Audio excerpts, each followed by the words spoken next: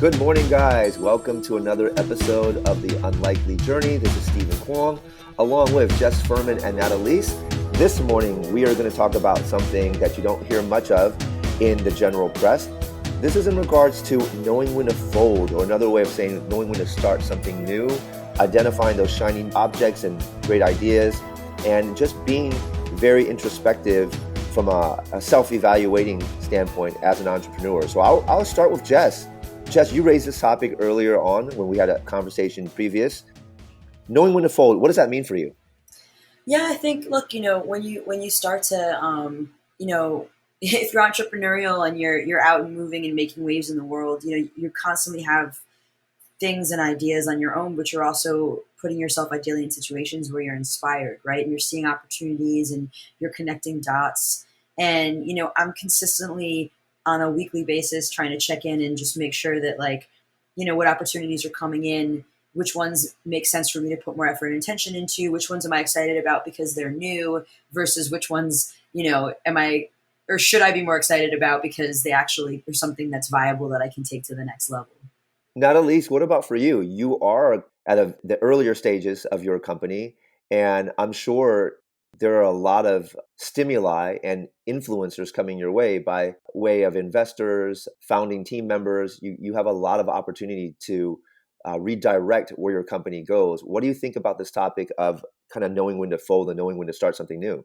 Yeah, for me, I think this topic it resonates kind of personally, right? I mean, I think from a career standpoint, um, you have an opportunity to take this path or that path, and do you sort of fold kind of the efforts that you've do you kind of stop the efforts that you've put in and fold kind of the project that you're working on to pursue something else, or can you do both? And then, to your point in terms of the company, I mean, I'm not thinking about folding anything right now, I but hope I not. think but but so that's far from my mind, but certainly this idea of opportunity and redirection, if any, in terms of evaluating, what is the path forward? What's the best path forward? And I think as a new company, you're always thinking about, is this the best path forward?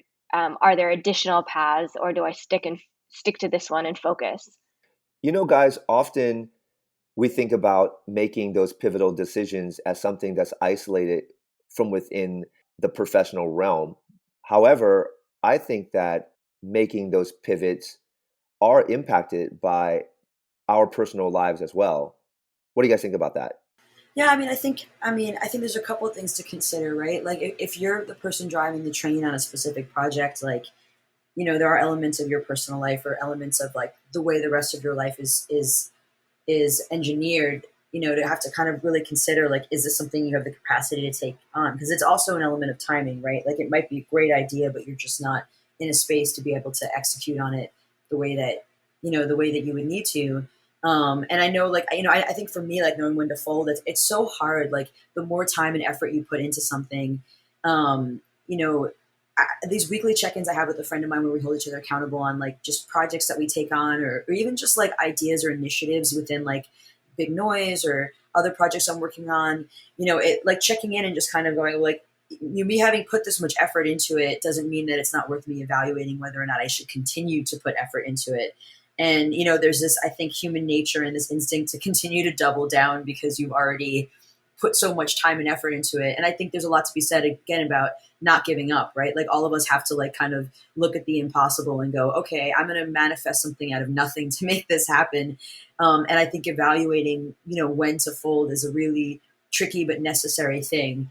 Gut checking yourself and making sure you're not just backing away because you have fear, or just for the wrong reasons. But, sometimes the right decision is to just say, I know I've invested this much time or resources into this, thing I've chased down, initiative I chased down, company I might get involved with, project I think I want to launch. But, with careful evaluation, this isn't going to pan out.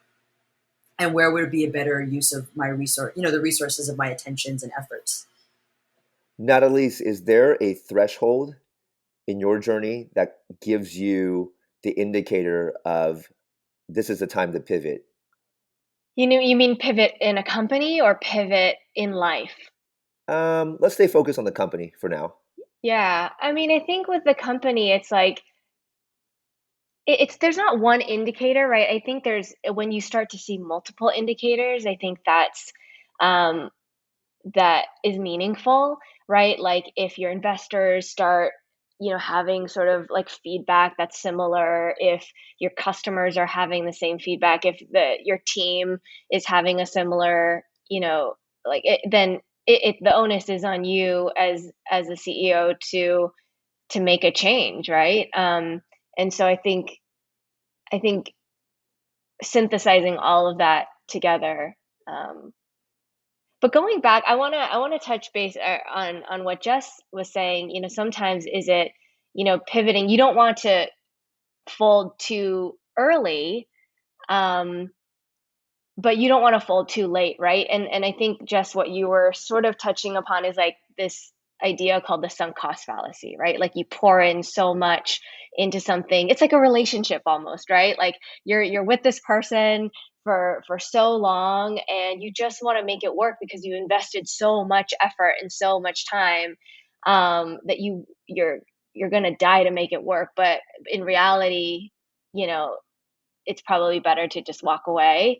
Um, so yeah, I mean, I think that's a sort of interesting concept that we all have to be a little mindful about.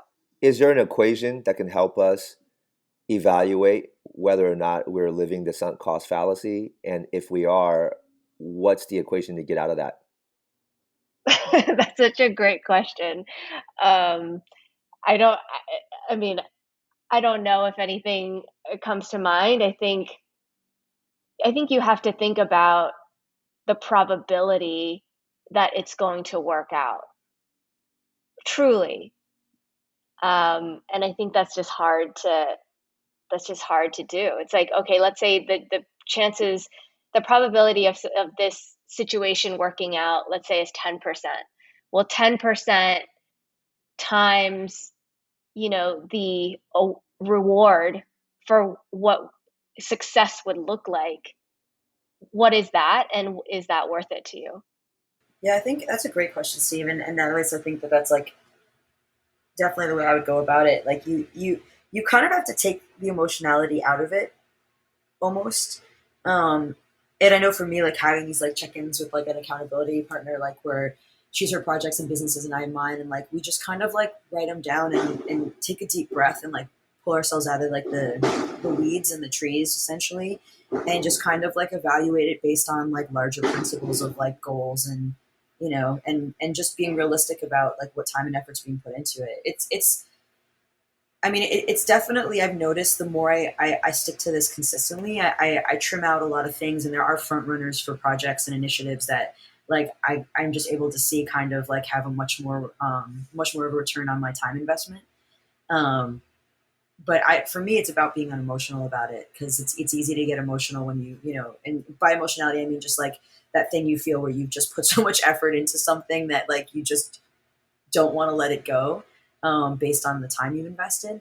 But for me, it's that bird's eye view. It's taking a step back and just kind of like looking at it on paper and being like, okay, like let's be really realistic and fearless in terms of like taking an inventory of what type of resources this is costing me or my team versus what the output is or will be. To be a strong leader, in particular with the management of pivots, being folding or starting something new or just going in a new direction, you have to be a great influencer because you can't do it alone. You need your team to buy into that.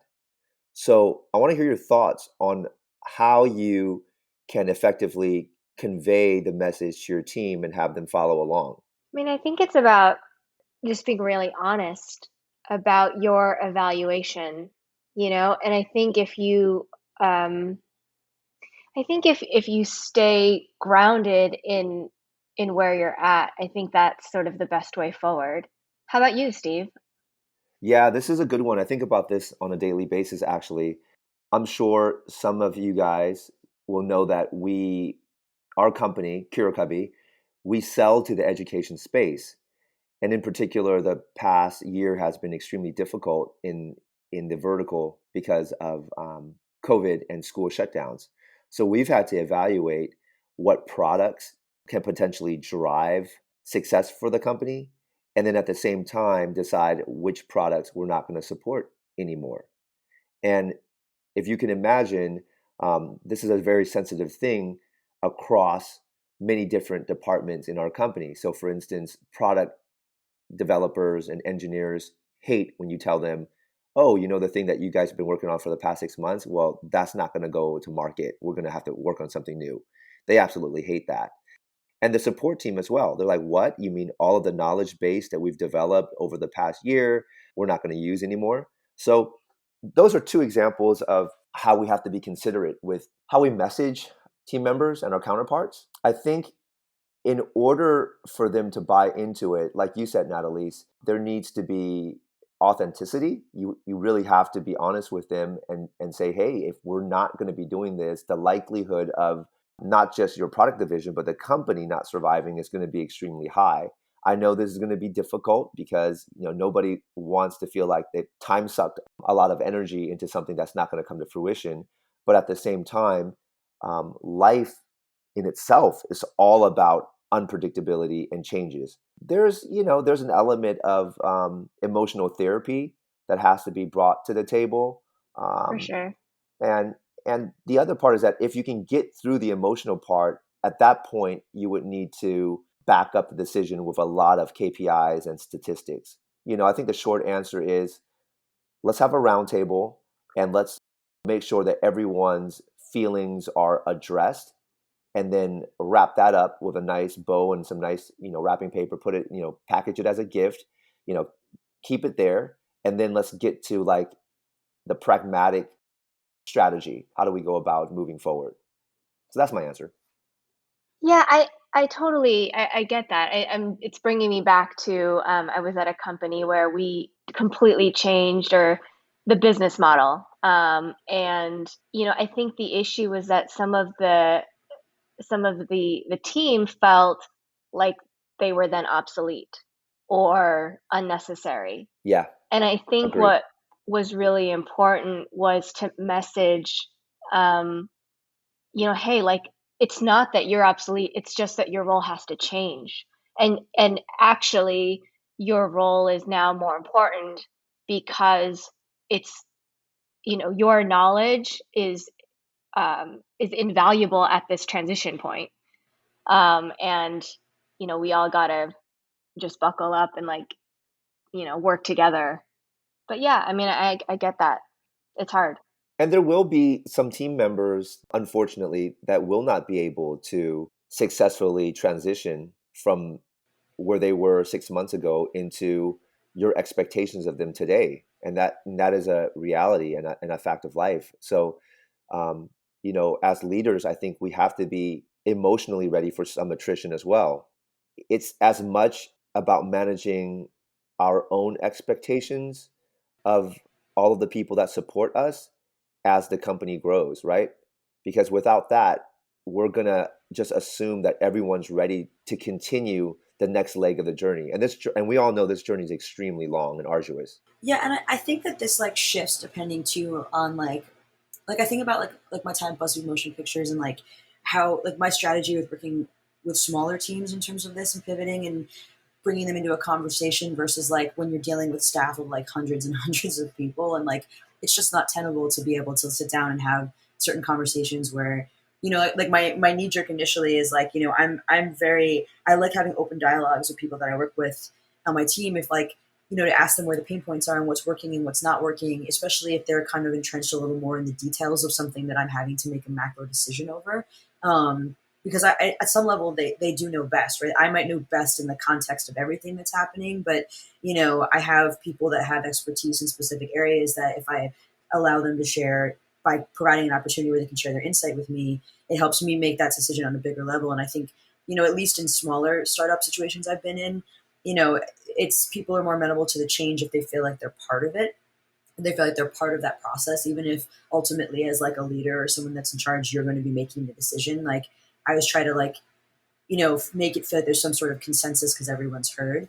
But it is interesting, like when I was at BuzzFeed Motion Pictures, like they would do these reorgs, or there'd be all the, we'd be kind of like pushing down new initiatives, and the politics of it would be, like you're at that level, like the most communication you can realistically have are with the people who are running the teams, right? Like there's just hundreds of people that are all doing all these pieces and putting out content at so many different levels that like it can't be a joint decision with everybody. And you're kind of then relying on like the heads of those divisions when you sit down to have that macro conversation to relay that in a way that like people aren't disgruntled. And ultimately I think there are people that might not just be in line with any pivots that you do or certain pivots that you do, and you do lose people. But if I do believe this, maybe this is naive, but if you can kind of include people in the process as much as possible where it's transparent, I think that that's mitigated a bit, because then you give people the ability to feel like they're valued and they're part of something where they're not just being dictated to when you're shifting and making any type of like change at that level. Jess, when you've been involved in those situations that you've described, I'm just going to assume that not everyone is likely going to sit there and just kind of take it quietly. I'm also going to imagine that there will be some very contentious types of conversation that will come up as well. How do you manage that? I mean, I guess that's like the way saying like take it lightly. Like I don't, my style isn't telling people what's going to happen. It's having a conversation first. Again, it depends. Like I said, like at what level the stakeholders are, right? Because there are people who aren't I mean, this is where I think that it's a little more complicated conversation, because are you talking to people who are in and of themselves leaders because they're managers of teams, or are you talking about people who are, new policies been handed down and they get like a memorandum? Like, I think it's in the approach. I think it's in the culture. I think it's in and it's different for each one. Yeah, I don't know. I've always just had conversations. I'm not afraid of having difficult conversations with people who I feel like might be resistant, and I've had experiences where it does tend to be on the minimal end. Like most people are willing to play ball. I've found if they feel like their opinions are being considered at that level. I don't know if that answers the question necessarily. I've only had a few holdouts. Like when I was restructuring one of the nonprofits I worked with, I had conversations with everybody across all the different divisions and who would be heading up what committees. And I kind of worked backwards, and I didn't tell it. I knew where I wanted people to end up, but I kind of like had conversations with them where I helped them kind of come to that conclusion potentially based on what they shared with me their interests were.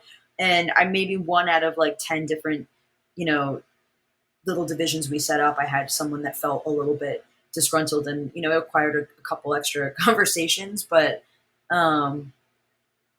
yeah, I mean, communication. I think it's communication. I don't know many people that like being dictated to at certain levels, and I feel like if there's communication, and again, maybe this is just naive, or again, it depends on the size of the company, but I feel like a lot of people avoid conversation and communication and do dictate, and I don't know if that necessarily works in the long run.